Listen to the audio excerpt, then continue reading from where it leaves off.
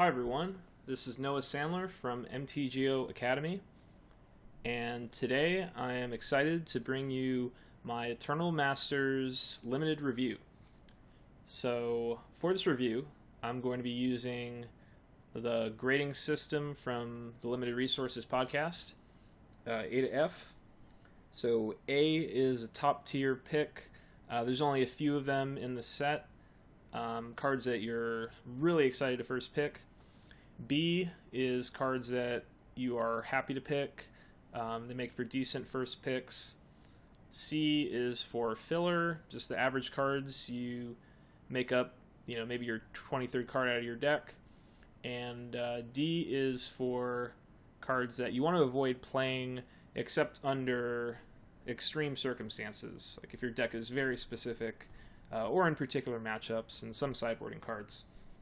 So we're going to start with white and just go color by color. This is going to be the white set review, and it's going to be followed by the rest of the colors, also gold, artifacts, and lands. So our first card is Aven Riftwatcher. It's 2 and a white. It's 2/3 flyer with vanishing 3. When it enters the battlefield or leaves the battlefield, you gain 2 life.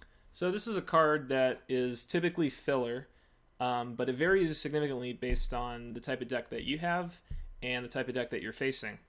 So against a very aggressive deck, especially red decks that are trying to burn you out quickly, it can be very, very good because you're going to gain 4 life off of it, and it's going to stop your opponent from attacking for a couple turns and maybe even trade with something, which is exactly what you want to do against those types of decks. It can also be good in like a black-white flicker deck with Whitemane Lion, Gravedigger, ways to reuse your creatures. So you can just keep gaining the 4 life, keep dealing damage, and that makes it very, very good for a 3-drop in those kinds of decks. The downsides of the card is that it does kill itself over time.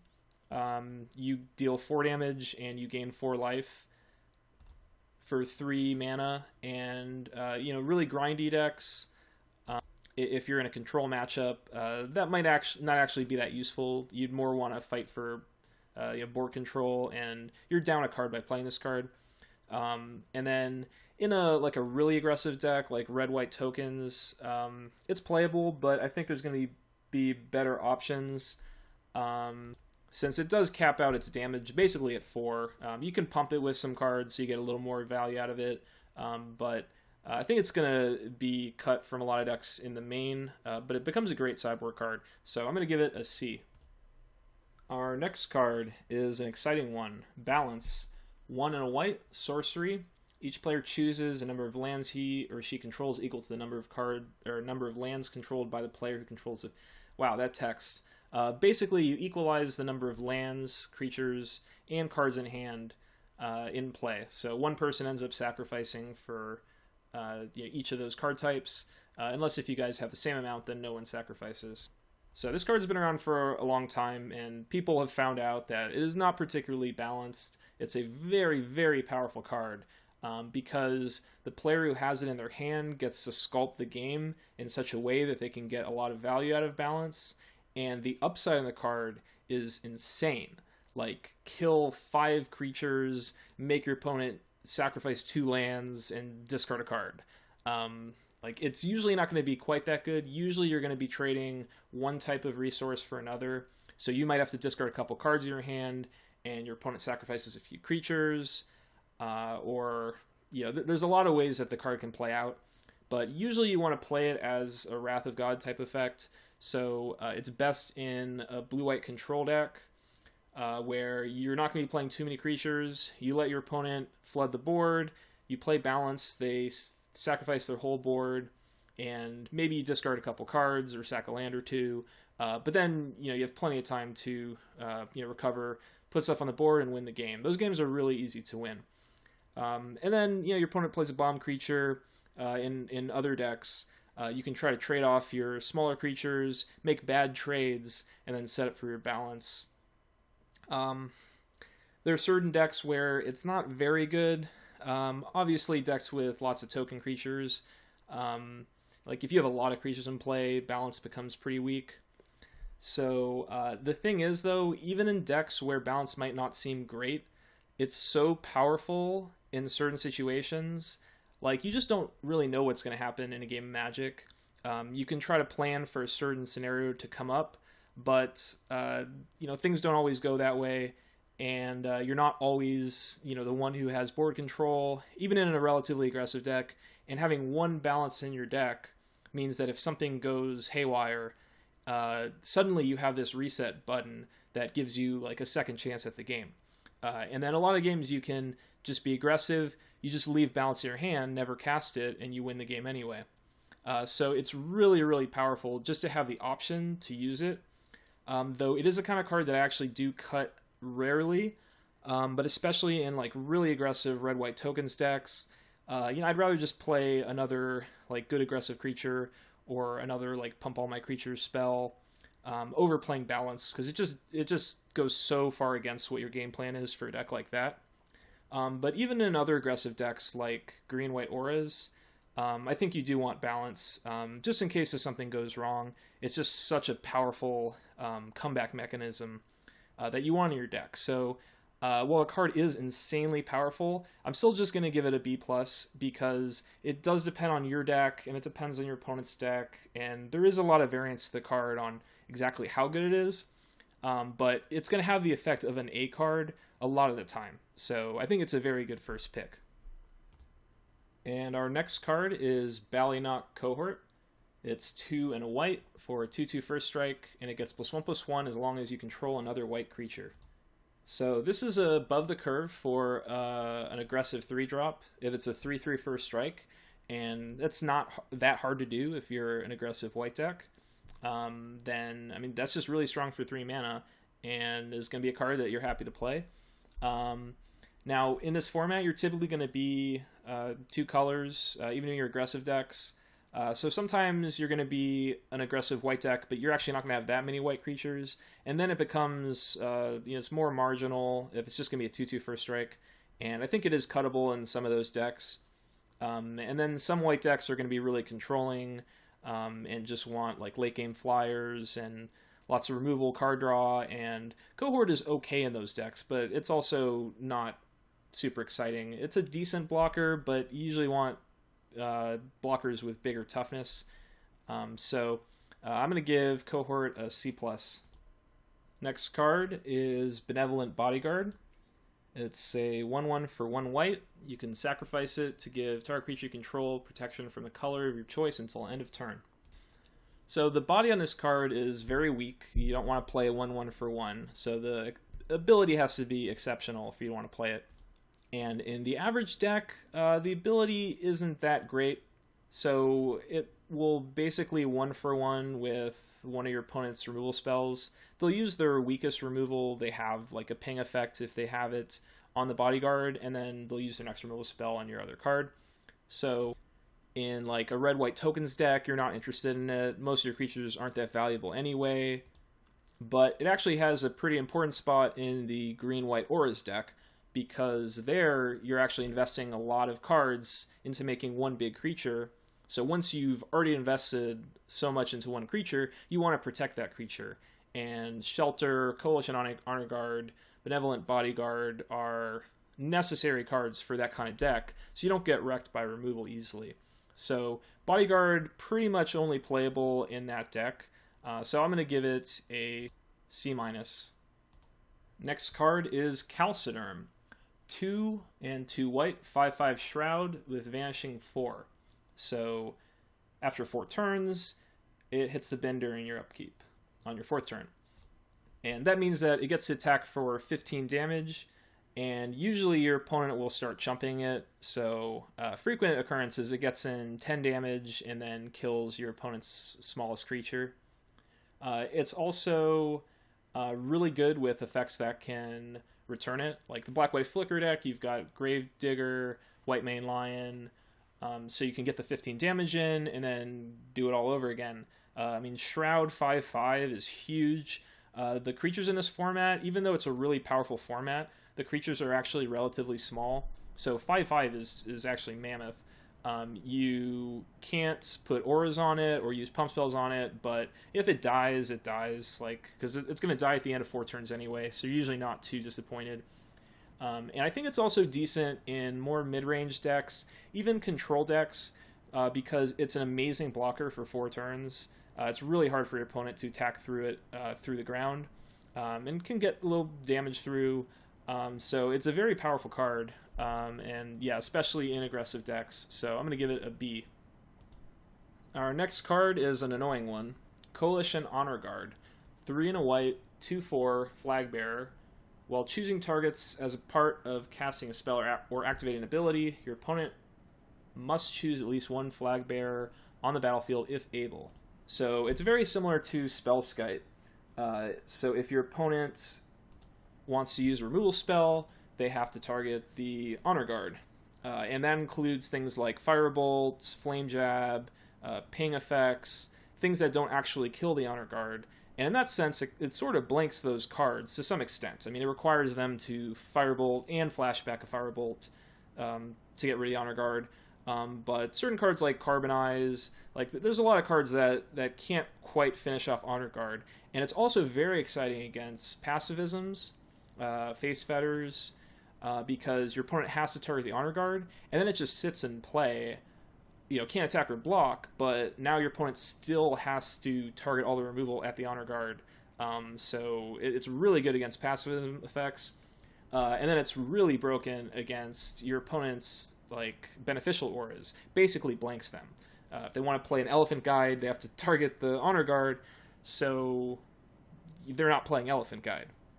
And because of that, this card wrecks the green-white auras deck, and at least should be taken as a sideboard card. Even if you don't want to main deck the card, it's a great sideboard card. I think this card should have just been made uncommon because it's so annoying. But it's also a 4-drop. Some decks, like red-white tokens, they're not super interested in this card.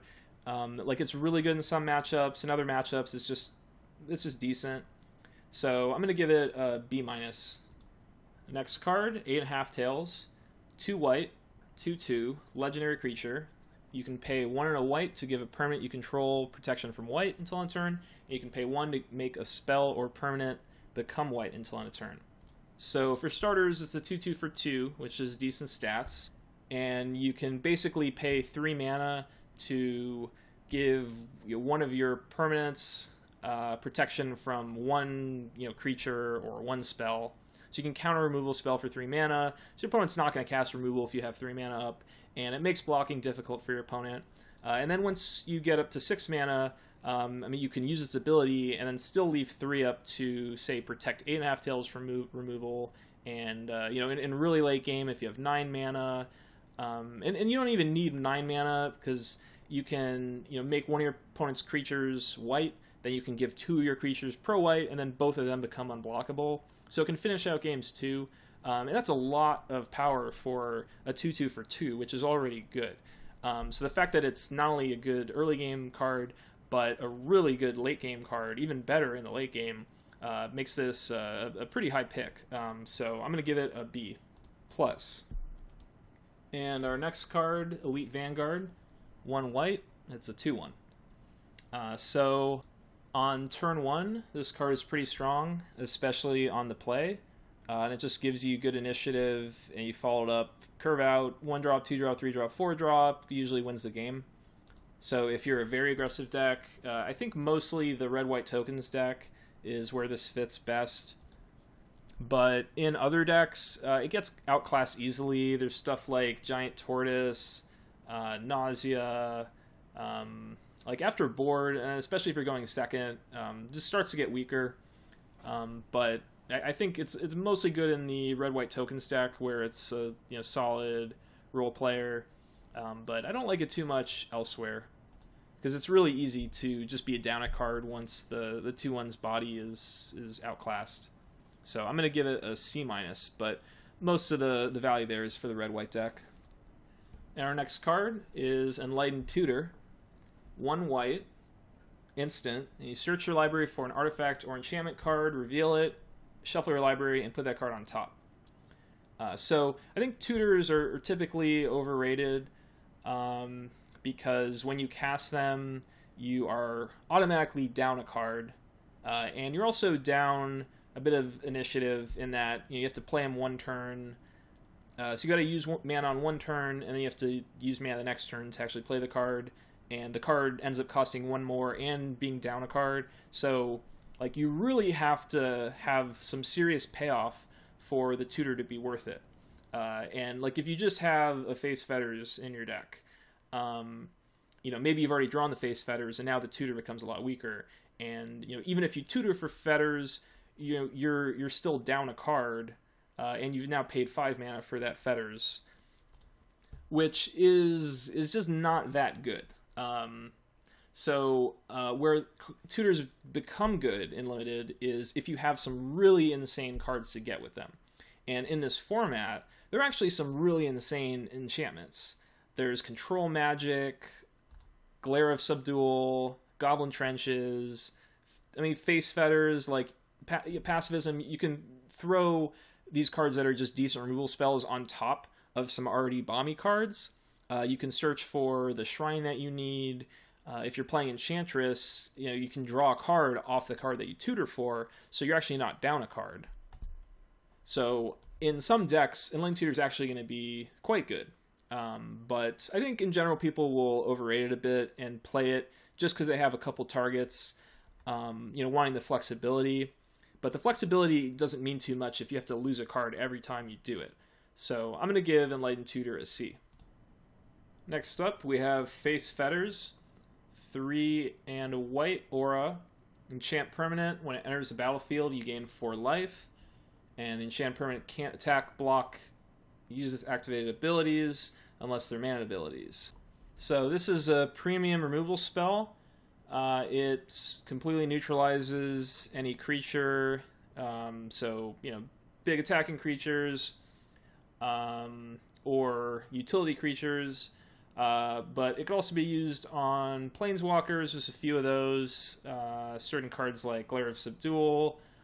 So it's not just creatures that it can neutralize. And when it enters the battlefield, you gain 4 life. So it makes it a lot better against aggressive decks, especially like red-white tokens. Red decks that try to go to the face, you throw an extra 4 life on a card that's already 1-for-1ing, and it just about gives you a 2-for-1. Plus, if they all think I had a creature, you Fetters that creature, that's also a 2-for-1. So 4 mana is not too much for that ability, and it's splashable. So it's one of the better white cards in the set. I'm going to give it a B+. And our next card is an interesting one. It's Field of Souls, 2 and 2 white enchantment. Whenever a non-token creature is put into your graveyard from the battlefield, put a 1/1 flying spirit token onto the battlefield. Now this is a tough card to evaluate. I haven't played with it that much, and I have a hesitancy to play cards that cost 4 or more mana that don't affect the board the turn that you play them. But I can definitely respect that. This is a nice effect to have for a grindy game, turning each one of your opponent's removal spells, every one of your trades, into another 1/1 flyer. It can add up over time. Now, if you're looking at like how much value you need for it to be worth 4 mana, like how many flying creatures do you have to make out of this? If you were just getting 2 flyers for 4 mana, that wouldn't be good enough. It would be like a more expensive Midnight Haunting or playing 2 Squadron Hawks. So you wouldn't want to play that card. So you'd want to get at least 3 tokens out of it, and it doesn't count non-token creatures. It doesn't count token creatures. So like a red-white tokens deck wouldn't actually want to play this card. I think it has more use in like black-white flicker, where you're maybe sacrificing some of your creatures for effect, and then getting flyers out of it. So I'm kind of down on the card. I've heard other people that do like the card. It does provide some nice value over a long game. So I think it's a good card to side in grindy matchups. But you also have to have a high enough creature count in the first place. So you'd want to have at least 15 non-token creatures, I think, to be able to get enough value out of it. So I'm going to give it a C-. The next card is Glimmerpoint Stag, 2 and 2 white, 3/3 vigilance. When it enters the battlefield, exile another target permanent. Return that card to the battlefield under its owner's control to begin the next end step. So 3/3 vigilance for 4 is a reasonable body. You wouldn't play it by that by itself, but its ability is pretty powerful. You can use it to permanently kill any token creature. You can reset an aura that you have, so you can move a face Fetters from one permanent to a different one. Then anything with enter the battlefield effects, you can get a second use of that enter the battlefield effect. And there's just a lot of small things you can do with it. You can untap a land so you have mana to counter on your opponent's turn, or untap a creature that you attacked with to give yourself an extra blocker. And overall, like, you'll find a good use for it pretty much every time. It gets a lot better if you have enter the battlefield effects, in which it becomes definitely a higher grade in that type of a deck. But I think in the general case, it deserves a C+. Next card, Honden of Cleansing Fire. This is the first Honden of the review. It's 3 and a white, legendary enchantment, and you gain 2 life for each shrine you control at the beginning of your upkeep. So for each shrine, you want to look at it, how good is this card by itself, and then how good is it in concert with other shrines. You could go for like the 5-color shrine deck, but even if you're trying to go really deep on shrines, I think you only need 3 or 4 of them to get a similar effect. Sometimes you don't even want to have all 5 out. If you've got the blue one out, you're drawing so many cards per turn that you could maybe just deck yourself. But in general, the more the better. Now, the white one, gaining 2 life a turn is okay in some matchups. If you're trying to draw the game out, if your opponent's trying to burn you out quickly, it could buy you enough time to eventually take control of the board. So I think it's okay in those types of decks, but generally not going to be strong enough to run by itself. It does get a lot better with other shrines.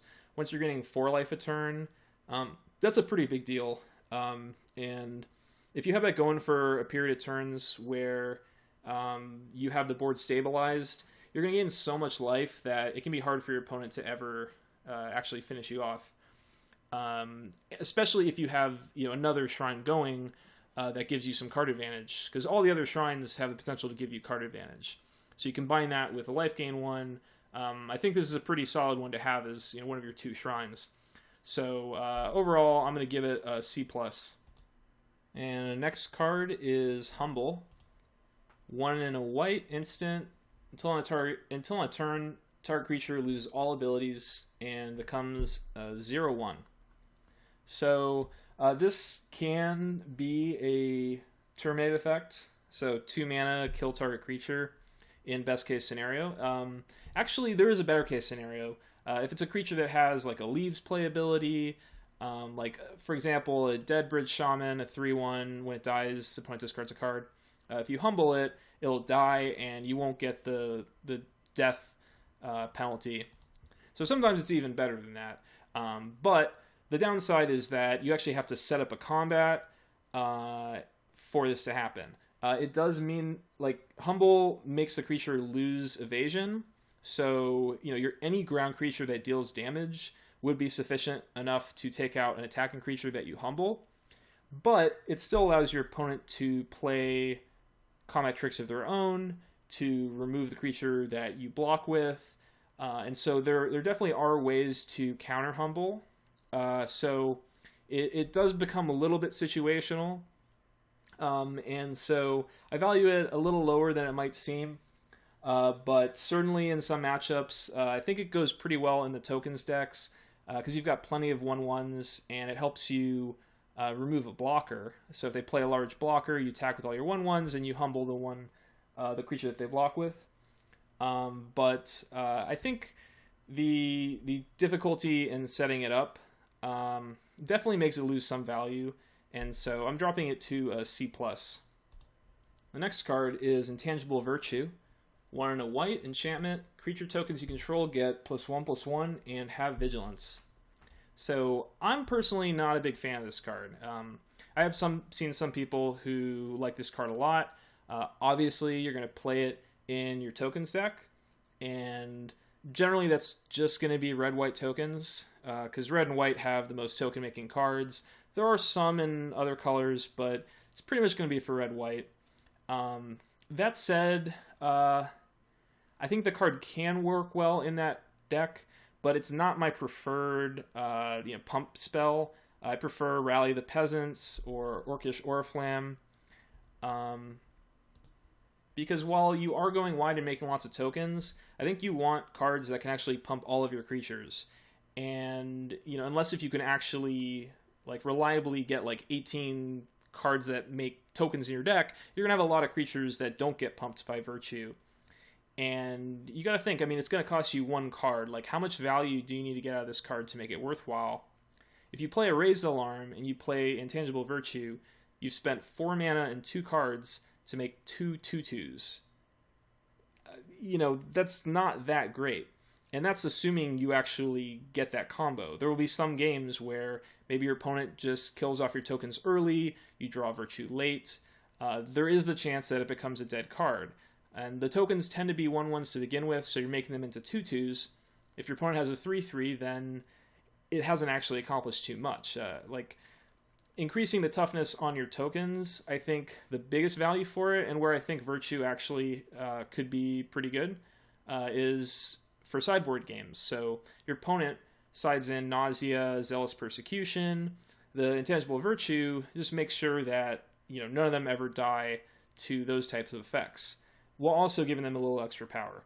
So I'm pretty low on the card. If you have the absolute nut tokens deck, so many of your cards just make multiple tokens, then I think the card's pretty good. But I think that people are going to tend to just take it too high in draft, and just assuming that they have a tokens deck, so the card's going to be good. But I think it's going to be underwhelming a lot of the time. So I'm giving it a D+. The next card is Jareth Leonine Titan, 3 and 3 white. It's a 4/7 legend. When it blocks, it gets +7/+7 until end of turn. And you can pay a white mana to give it protection from the color of your choice until end of turn. So, being able to get protection from any color, including multiple colors a turn, paying multiple white mana, makes this basically unkillable and unblockable. It's great on defense, great on offense, and the turn you play it, you don't always need to leave up the extra whites, because 7 toughness is so huge that your opponent needs to have a kill spell to actually get rid of it. They can't use burn or -X effects, so it's very sturdy. I think the one real downside to the card is that a lot of white decks are very aggressive, and getting to triple white and 3 colorless can take a little while to set up, and so it might be hard to cast in some decks, and therefore is a card that you might pass. You might take other white cards over it, where Jareth is more powerful, but it's just a little too inconsistent because of its casting cost for an aggressive deck. But because of how powerful it is, I'm still going to give it a B+. The next card is Karmic Guide. 3 2 white for a 2/2 flying pro black. It's got Echo 3 and 2 white. And when it enters the battlefield, return target creature card from your graveyard to the battlefield. So for cards like this, there's a lot of text on it. It can be hard to really figure out what does this card do, most of the time. Because you look at the upside, you look at best case scenario, you look at worst case scenario. The worst case scenario with this card is you don't have creatures in the graveyard. So you want to play this in decks that are going to have a high enough creature count, or ways to loot, or find ways to get creatures into your graveyard for value. For 5 mana, assuming if you don't pay the Echo cost, you're basically getting a Zombify and a 2/2 flyer that blocks for a turn, which is actually pretty nice. For that 1 extra mana that you pay over Zombify, it makes it hard for your opponent to attack. They don't want to trade a creature off with your guide before you pay for it. And so a lot of times they just won't attack. So that'll gain you some extra life, buy you some time, and that's pretty nice. Pro black means in some matchups it's going to be amazing. If your opponent has a lot of black creatures, of course you're going to pay Echo, and then you've got great blocker or attacker for the rest of the game. And then on top of that, if you have Whitemane Lion, flicker effects, grave digging effects, so especially in white-black deck, you can really take advantage of Guide. Black also has Twisted Abomination, so you can cycle that, get a land, Karmic Guide the Abomination back into play. And then if you flicker Guide, you get to get another creature back. And you can set up some very grindy, really powerful combos. Just having a card go to the graveyard, getting it back with the Guide. The card gets back the Guide to your hand. You Guide again, get something else, and kind of just keep a chain going. It's a little expensive, but it's a powerful effect, and I'm going to give it a B-. The next card is Kor Hookmaster. 2 and a white, 2/2. When it enters the battlefield, you tap a creature, and that creature can't untap during its controller's next untap step. So this is a really nice aggressive creature. Goes well in the red-white tokens deck.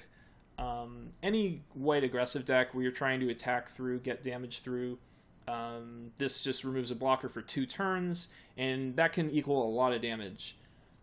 It also, because it has Enter the Battlefield effect, it's got great synergy with Whitemane Lion, Gravedigger effects, all those types of things.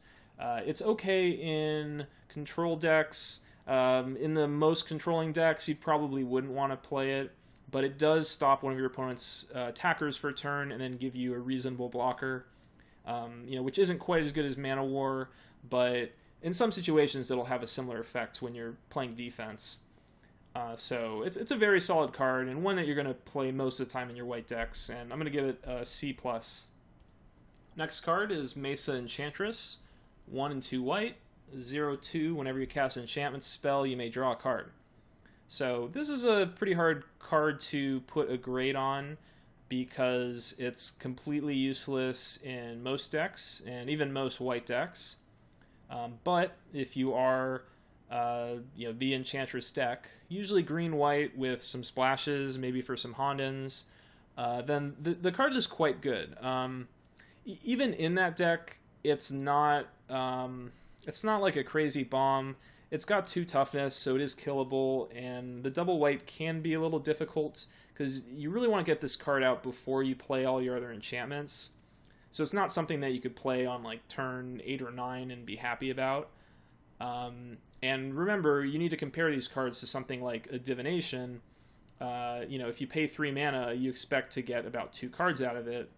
If you play Enchantress, you really need to get about 2 cards out of it before you're happy. So it means you need to be playing a lot of enchantments. And I don't think the Enchantress deck is very good in general. I think it can be good, but it's one of those decks where the kind of draw you have really dictates how well, if your deck performs at all. If you draw the right cards at the right time, or if you draw your enchantments but not your enchantresses, it can be pretty inconsistent. And then you throw on top of that the fact that you are now opening yourself up to so much sideboard hate of all the destroy target enchantment cards, and there are a lot of them. So if you have to choose between a consistent aggressive deck that will do well against the field, or an Enchantress deck which could do well, but you're going to have some matchups that are nearly unwinnable because your opponent picked up multiple sideboard cards that really, really hurt your deck. So it's kind of the sketchy strategy to go for. I think the green-white, more beat-down aura deck could play these types of cards and can be successful, and then the more 4-color, as many shrines as you can get in, Enchantress deck, I think that's a little sketchier, but it can be okay, but not something that I'd be actively trying to draft. So if I see a Mesa Enchantress, I'm not looking to pick it up and move into Enchantress, but if I already have some of the cards for it, then it's going to be a pretty important piece of the deck. So I'm going to give it a C+. Our next card is Mistral Charger, 1 and a white, 2/1 flying. So this is a great aggressive card. In any aggressive white deck, you're going to be really happy to play this because it starts attacking for 2 on turn 3 and has evasion, so it'll continue attacking longer than most other bears will, and is also a reasonable late game. Just gives you another flying creature, can help you get through. There's also the blue-white Flyers deck, and so can get pumped from Sprite Noble and Thunderclap Wyvern. There's a lot of upside to this card, beyond just being a nice body. So because it's just so perfect for so many different decks, and even a control deck I think can throw it in there to trade off early and maybe trade with other flyers at some point. So I'm going to give it a B-. Next card, Monk Idealist, 2 and a white, 2/2. When it enters the battlefield, return target enchantment card from your graveyard to your hand. So this is a card that you're going to need a very specific deck for, and even then you might need to have, it might be reliant on your opponent's deck as well.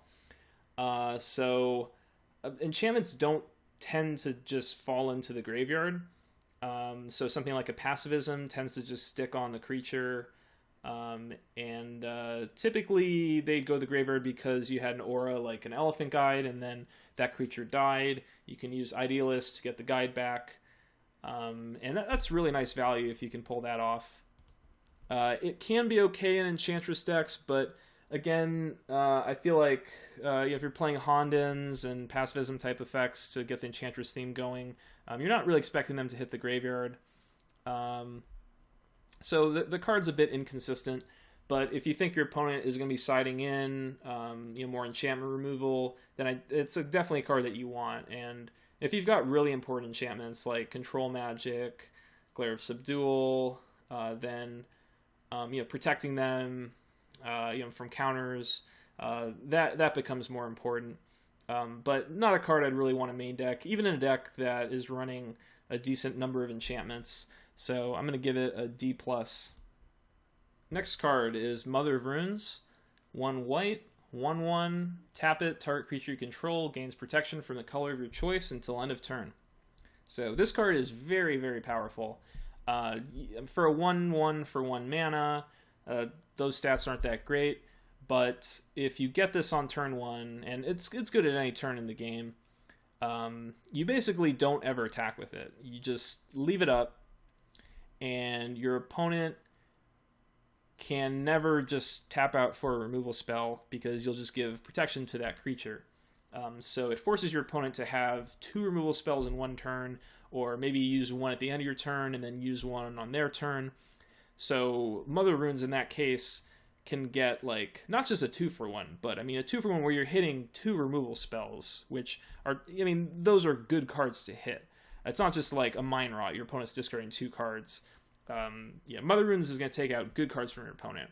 And if your opponent doesn't have removal spells, it makes blocking very difficult. Just Mother by herself, you can block, give it protection from the creature it's blocking, and give yourself an infinite blocker. And that's really nice. And then late in the game, you can use Mother to force your attackers past your opponent's blockers, give a creature pro-black, and attack with it past your opponent's black blockers. So it's very flexible. If your opponent plays Mother Runes, stop whatever you're doing, kill it on sight, do not let them untap with it, because everything is going to be more difficult later on. And then, against pessimism effects, you just click the Mother once, flicks off the effect, Mother untaps, ready to keep annoying your opponent. So Mother Runes, I give it a B+. Next card is Pacifism, 1 and a white, aura, enchanted creature can't attack or block. So very simple removal spell, can't hit utility creatures, but stopping a large creature with an aura on it, basically permanently, is very powerful for just 2 mana. There are Enchantress effects in this format, so you might even draw a card off playing Pacifism. And there are things like Mother of Runes. There's some bounce. There's some protection from color cards. So some matchups, Pacifism is not going to be that great.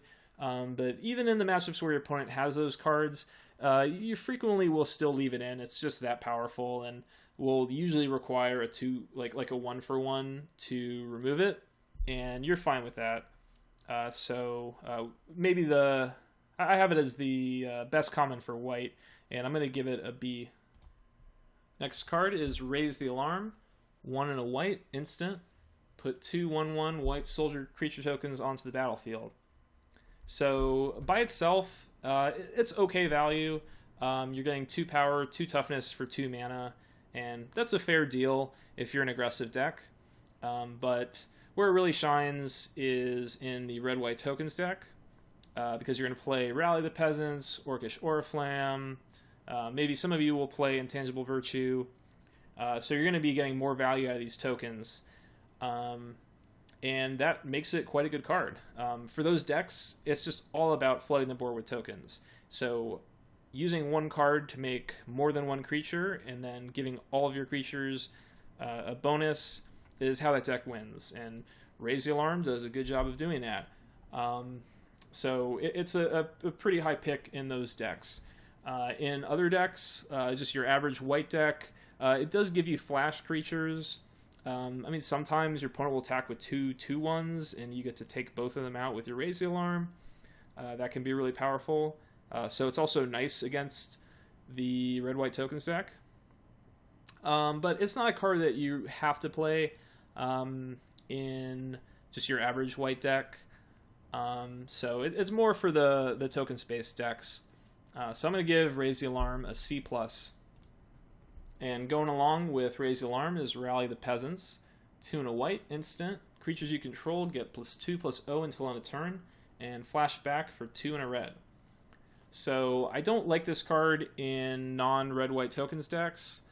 There may be a blue-white flyers deck that is okay running it, but I would try to get the splash for the flashback if you're going to run it. Because with the flashback, it's actually very powerful. Because you could just pay 6 mana and give your attacking creatures +4/+0. So even if you're not running a lot of tokens, that's a lot of damage that you're putting forward. And you can have some of your smaller creatures trade with bigger creatures, so you're not necessarily losing card advantage by casting this card. And the fact that you get to use it twice makes it pretty powerful. Now, let's talk about the case with the red-white tokens deck. It's really, really good there, and it's basically what makes the red-white tokens deck. If you can get 4 or more creatures on the battlefield, you play Rally. Now your opponent has to trade their mid-sized creatures with your tokens, or take just a ton of damage. And then next turn you can flash it back again, or you could just pay 6 mana and it can deal 20 damage by itself. So very key card in that archetype. Luckily, other people aren't going to be that interested in Rally the Peasants, so it should go relatively late. And so it shouldn't be too hard to pick up a couple of them. I would want 2 or 3 in all of my red-white tokens decks, so I'm going to give it a C+. And our next card is Seal of Cleansing. 1 and a white enchantment. Sacrifice it to destroy target artifact or enchantment. So naturalize effects are in basically every format, and sometimes they are just decent sideboard cards. Sometimes they are good main board cards. And there have been a few formats where I don't even like them in sideboard, because there's only like 1 enchantment that you care about killing in the format. In this format, there's actually a lot of good enchantments. The artifacts aren't that great. There's a few of them that are okay, but there's some good stuff like Pacifism, Elephant Guide, but also the Hondens, which are really important to have answers to. A lot of decks just don't have answers to Hondens. And Seal of Cleansing is something, if you pick up a duel with some white in it that fits your colors, If you face the Enchantress deck or Honden deck, you're going to want to have access to the seal. If you're not able to deal with Hondens any other way, your opponent plays their second one, you want to be able to kill one of theirs. So that's really important.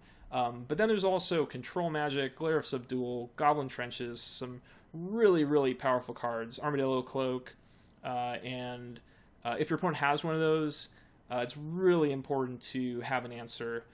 So I think Seal Cleansing is actually a very good sideboard card in this format. I think it's okay in the main if you have to play it. The more controlling your deck is, the better it is to mainboard it, because the games are going to go longer, so the amount of value your opponent gets out of something like a Honden is going to be increased, and your opponent's also more likely to actually draw the card that Seal can hit, where if you're facing an aggressive deck, the game's going to be over quickly, less cards are going to be drawn, you're less likely to be able to hit something good with your Seal.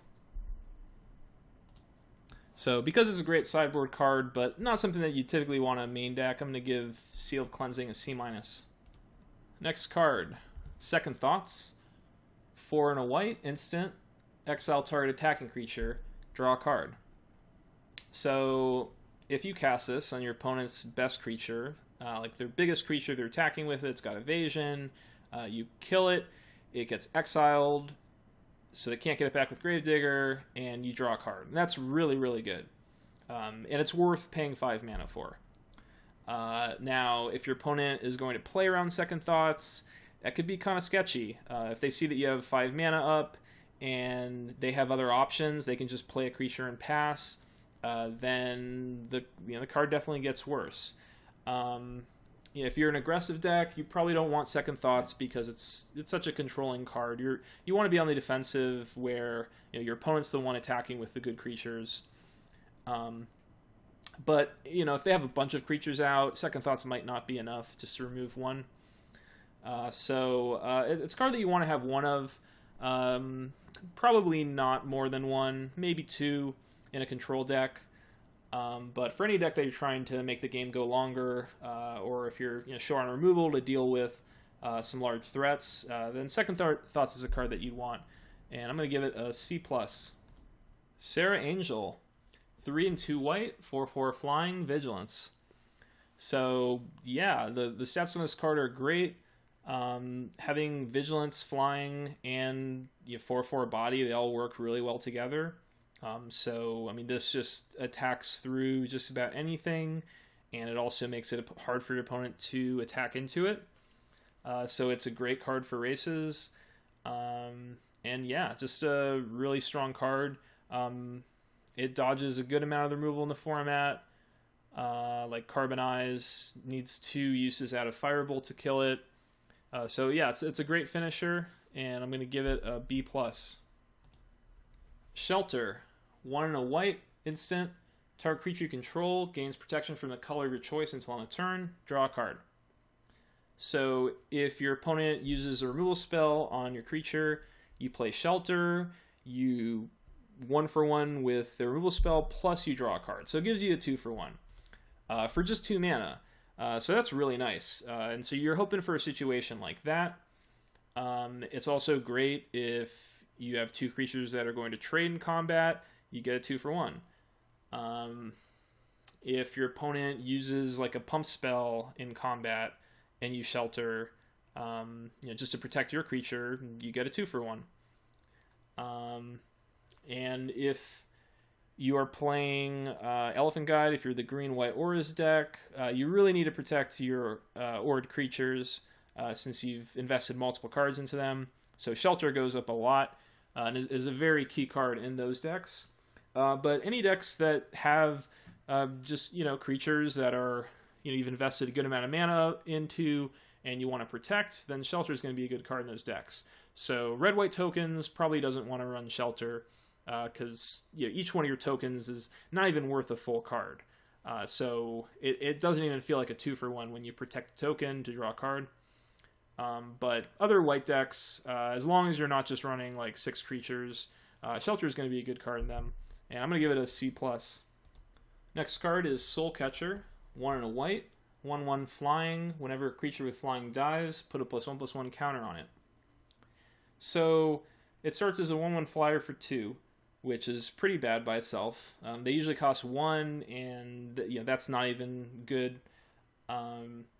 So you need to get a lot of value out of the ability. How much value do you need to get out of that ability? If this was a 2 mana 2/2 flyer, you'd be really happy. So if you can have one creature with flying die, then you're already happy. And then any more that die after that, is just a bonus. The problem is that Soulcatcher, with Soulcatcher, is that it's hard to have flying creatures die that often. Now, frequently your opponent's going to kill the Soulcatcher first, and that's fine. You paid 2 mana, they use a removal spell, and killed your creature. But the thing about flying creatures is that usually they just attack until either your opponent's is dead, or they can race you with ground creatures. So in the all-flying deck, Soulcatcher tends to just kind of sit there, attack for 1 for a number of turns, and then maybe at some point you play a bigger flying creature, your opponent has to remove that, and now it's a 2/2. But that really wasn't as good as a Windrake, because there were a lot of turns where it wasn't actually attacking for 2. So even if it could eventually get up to 3, you would probably prefer just to have... you definitely would prefer just to have a 2/2 flyer for 2 mana. Now, if you are in a flying creature mirror match, then a card becomes really good, because every time creatures trade, it gets +2/+2, and it's really undercosted in that case. So I'm not really big on the card. I think you're probably going to play it in the heavy flying blue-white decks, just as something to be a lightning rod for removal. But I don't think it's that impactful. Like I don't want cards that require my opponent to be doing stuff for me to get value out of them. So I'm going to give it a C-. Next card is Squadron Hawk. 1 and a white, 1/1 flying. When it enters the battlefield, you may search your library for up to 3 cards named Squadron Hawk, reveal them, put them into your hand, and shuffle your library. So, Squadron Hawk was a part of a really, really broken standard deck. And it caused cards to be banned. And so I think people have a lot of memories of this card being insane. Now, how well does it play in this limited environment? If you don't have broken equipment, if you don't have Jace, Stoneforge Mystic, you're just getting 1/1 flyers for 2. 1/1 flyer, as we just went over with Soulcatcher, is worth less than 1 mana, and you're paying 2 for it. So, what is the value that we're getting that's going to make it worthwhile? Well, if you have 4 Squadron Hawks in your deck, you can pay 8 mana for 4 1/1 flyers, and you get to do it over a period of turns. And that's actually quite good. It starts to mimic the card Sacred Mesa, which was a very broken enchantment that made a 1/1 flyer for 2 mana, and you could activate that multiple times per turn. So that's what you're trying to mimic with this card. Now, the problem is, how many Squadron Hawks are you going to get in the draft? And if you're picking Squadron Hawk over otherwise good white cards, you're taking a big risk on hoping that you end up getting the Squadron Hawks.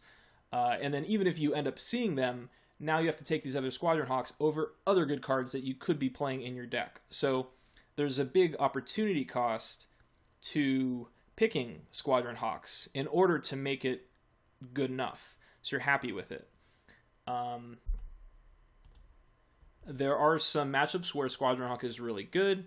If your opponent has like a lot of single target removal, you can just play Squadron Hawk, get another, and just keep attacking. And your opponent might just start having to use the removal on the Hawks. So that can be really good. If you are the blue-white Flyers deck and you have Warden of Evos Isle, then each Squadron Hawk just costs 1 mana. And that can be pretty nice too. So you can go Warden, the next turn just fire off like 3 Hawks for 3 white mana. So that can be good. So the question is, where do we want to be picking Squadron Hawk? And I feel like it's a card that you don't want to be taking early. Well, yes, you could take it early and then, you're the Squadron Hawk Lord and you're going to get all the Squadron Hawks. I think it's something that you really need to let table first. So, keep taking good cards in your colors, and if a Squadron Hawk comes around, means no one is, really trying to take all the Squadron Hawks, means you've got a good shot of seeing other ones in the draft, then, pick it up. And then pack 2, you open a Squadron Hawk, just pass it again. Just not something that you should be picking highly. I think the times when you should be playing lots of Squadron Hawks are when they fall into your lap, basically. It's not something you want to be fighting as someone else at the draft table to try to get Squadron Hawks. So I'm going to give it a C. I think it does have some more value than that if you can pick up more, but I think it's a mistake to take them over better cards early, hoping to end up with enough Squadron Hawks to make it worthwhile. Next card is Swords to Plowshares. 1 white instant, exile target creature. Its controller gains life equal to its power. So this is a great card. I think it's probably the best uncommon in the set. It is 1 mana, and you kill any creature. You exile it so they can't get it back with Gravedigger. It's instant speed, and it's so easy to leave 1 white mana up. Who is going to put you on swords? So your opponent's going to play all their combat tricks. It's just so cheap, so easy to use. You cast a big threat and play swords in the same turn. It's a huge tempo swing. And your opponent gaining life equal to power is just not that big of a deal. And sometimes you can actually use swords on your own creature to stay alive. Your opponent throws a lethal burn spell at you. You can swords to stay alive. That comes up sometimes. But yeah, it's just an amazing removal spell. Just about the best removal spell ever printed. So I'm going to give it an A-. Unexpectedly Absent. X and 2 white instant. Put target non-land permanent onto its owner's library just beneath the top X cards of that library. So, again, for card evaluation, let's look at some different ranges of what this card can do. So at the minimum, you're paying 2 white at instant speed. You're putting a permanent on top of its owner's library. So that's like a Time Ebb, which costs 3 mana at sorcery speed. And that was a pretty solid limited card. Because you are bouncing something, so you get some tempo advantage from that, but you're also going even on cards because you use a card and you're preventing your opponent's next draw step. So Unexpectedly Absent is not only 1 mana less, but it's instant speed, and adding instant speed to a bounce spell frequently makes the card cost an extra mana. It's worth a lot. So in response to removal, in response to a pump spell, you can use it end of your opponent's turn, put their Glare Subdual on top of their deck, then you get to make a big attack.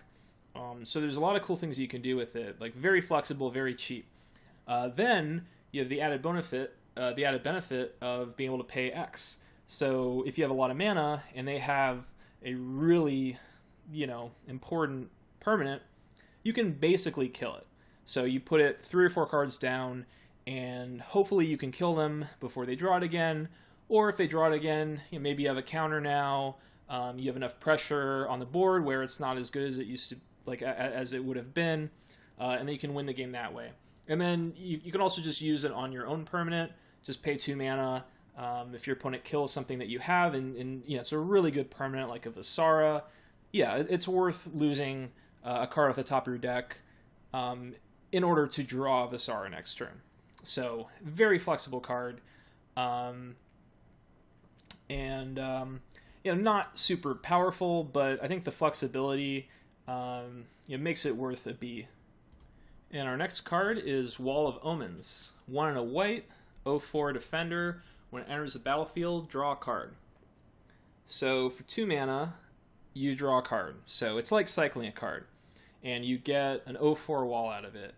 And an 0/4 wall is just about worth a card. That stops any aggressive deck that's going to sit there and block one of the creatures that they played, possibly a creature that costs 2 mana. Against a red deck, they have Borderland Marauder or Flinthoof Boar, Curd Ape, and your Wall of Omens just blanks their card, and you drew a card off of it. So that's very, very powerful against aggressive decks. if you are a tokens deck, you don't really want to pay 2 mana in the cycle. You don't really care about walls, so you're probably not going to play this card. But if you are a control deck, if you have Hondens, if you have flyers, the blue-white flying deck, this card's great in that. Plus, since it's got an enter the battlefield ability, Whitemane Lion, Gravedigger, all those cards, you get more value from that. So very solid card, really good in some matchups, in some decks, and something that is cuttable in other decks. And I'm going to give it a C+. Now we have War Priest of Thune, 1 and a white, 2/2. When it enters the battlefield, you may destroy target enchantment. So the stats are good, 2/2 for 2, which means that you can play it in an aggressive deck. And in mid-range or more controlling, you can also play it to just trade off with your opponent's early aggression. But also, when it enters the battlefield, you can destroy target enchantment. And you don't have to, so you don't have to hit your enchantments if you don't want to. But this card's been in a few formats so far, and the question is, what enchantments are there? I've already answered it on this review. There's some amazing enchantments in this format. There's more common ones like Pacifism, Elephant Guide, but also the crazy ones like Glare of Subdual, Goblin Trenches, Control Magic, and the Hondens. So in some matchups, this card is going to be really, really good. Your 2 mana, kill their best card, and get a 2/2 out of it. And a 2/2 that could be flickered, and get back with Gravedigger. So a lot of extra value in that potentially. And it's a card that's good enough, it has that really high upside when it works, but it's already good enough to put in your main deck because it's the 2/2 for 2. Now, if your opponent doesn't have any enchantments, this is a pretty high-powered format, and a 2/2 for 2 doesn't quite cut it on its own. It's probably not going to make the cut. But it has a lot of upside, and it's something that I think should typically make the cut on the chance that your opponent actually has one of those enchantments and becomes a really, really good sideboard card if you've seen those enchantments. So I'm going to give it a C. And we've got Welkin Guide next. 4 and a white, 2/2 flying. When it enters the battlefield, target creature gets +2/+2 and gains flying until end of turn. So 2/2 flying for 5 is a pretty bad rate, so we need to have a very nice ability out of it. Giving a creature +2/+2 and flying until end of turn, if it's more than just deal 2 damage to the face, right? You can take a ground creature that wasn't going to be able to attack and now have it deal 2 extra damage and allow it to attack and make sure it's not blocked. That happens a good percentage of the time. So in that case, you basically played a 2/2 flying for 5, and you dealt 5 damage to your opponent. And that's good. So if you're playing an aggressive deck, and you have some bigger ground creatures, so more like green-white, and maybe your opponent has some decent small blockers or has some tokens, and you've put your aura on your creature, like an Elephant Guide, Welkin Guide on your 2/2 with an Elephant Guide equals 7 damage, and now you have a 2/2 flyer. So that's the upside on it. But, it's just not that exciting.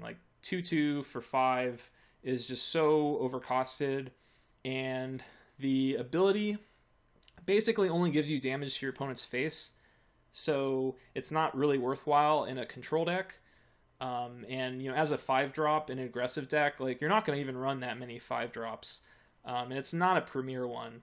So I'm pretty low on the card. I think it has its place. It can be okay as a 23rd card. But it's just kind of weak in a format that the cards are pretty strong in. So I'm going to give it a D+. Now we've got Whitemane Lion. 1 and a white, 2/2 flash. When it enters the battlefield, return a creature you control to its owner's hand. So you cannot play this on turn 2 by itself. If this is the only creature that you have on the battlefield, it's just going to return itself to your hand. So that's kind of pointless. So you need a creature in play already when you play this, which means that your creature count needs to be, sort of high for this card to work. So what can you do with it? You can protect one of your creatures from removal. So they play a removal spell on your creature, you Whitemane Lion, return it to your hand, and then you get to replay the creature. If you attack with a bunch of creatures, your opponent blocks one of your creatures with their biggest creature, you Whitemane Lion, and replay your other creature, and it helps you kind of keep your tempo going, keep stuff coming out on the board. Sometimes you go like Elite Vanguard, and on turn 3 you can attack and then Whitemane Lion the Vanguard back and then just replay it if you just want to get an extra 2/2 on the board. Sometimes you just want to get more pressure on the board, and Whitemane Lion's more of it's a slower card. It's not the most aggressive card. You're kind of waiting around for the right situation to show up for you to get value out of it, and it doesn't just kill your opponent quickly. So it's more of a mid-range kind of card. But the best value for it is with enter the battlefield effects. So if you have Necrotal, Mana War, Keldon Marauders, Mog War Marshal, Fervent Cathar, there's a lot of come to play abilities, Beetleback Chief, and Whitemane Lion lets you reuse them and also put a 2/2 on the board. And you can really go off with it, and Gravedigger, and Karmic Guide. So a lot of cool things you can do with that. And if you have two Whitemane Lions and you have one in play, your opponent attacks, you can block with the Whitemane, you can play Whitemane, return the other one to your hand, and you've basically neutralized their attacker, and then next turn you can do it again. So having two Whitemane Lions gives you like an infinite blocker. So really cool card. I can see cutting it in some circumstances, in really controlling decks. You're just gonna tap out for your big threat, and you're not gonna want to use Whitemane Lion to protect it, so it's not really good there. And in some of the red-white token decks, you're just so aggressive that you're not that interested in the value game that Lion plays. But some places it's actually really good, especially in the black-white flicker deck. So I'm gonna give Whitemane a C+. And lastly, for white, we've got Wrath of God. 2 and 2 white, sorcery, destroy all creatures, they can't be regenerated. So this is literally a Wrath of God effect. They are very good in control decks. It goes best in like blue-white or white-black control. Your opponent puts threats on the board, you sit back, play Wrath, and get a 2-for-1, 3-for-1, whatever, and then you start deploying your threats and win the game. But it's actually one of the more difficult cards to play correctly. One thing that I do a lot is I like to play Wrath slowly. So I like to bait out more creatures from my opponent's hand. So rather than just cast Wrath on turn 4 and take out 2 small creatures, I'll just play a creature of my own, even one that I wouldn't necessarily want to lose to my Wrath. And this does a couple things. One, if your creature's bigger than their small creatures, they are now forced to either use removal spells or play bigger creatures to start getting through. So I play 3/3, your opponent now plays a 4/4 to beat it.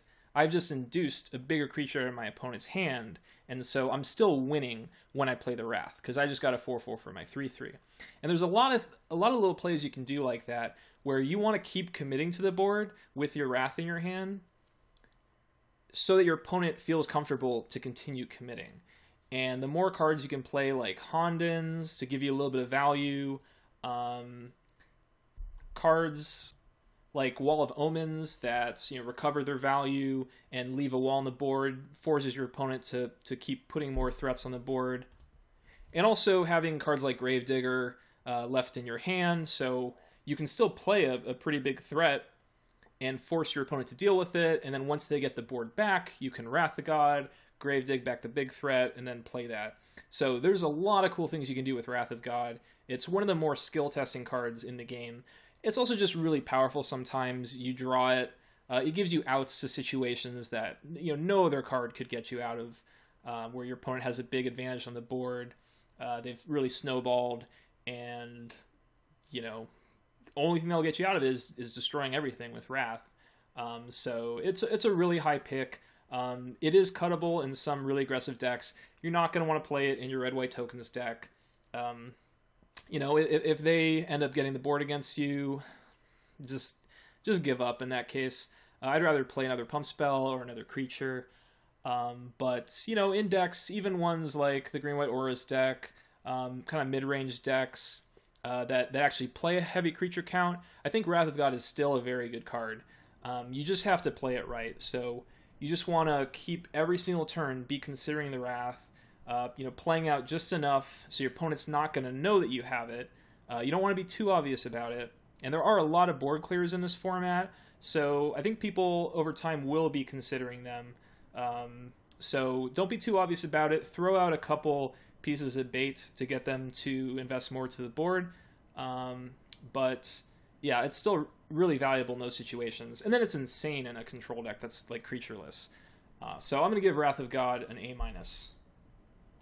So that does it for white. I think it's a very good color for draft in this set.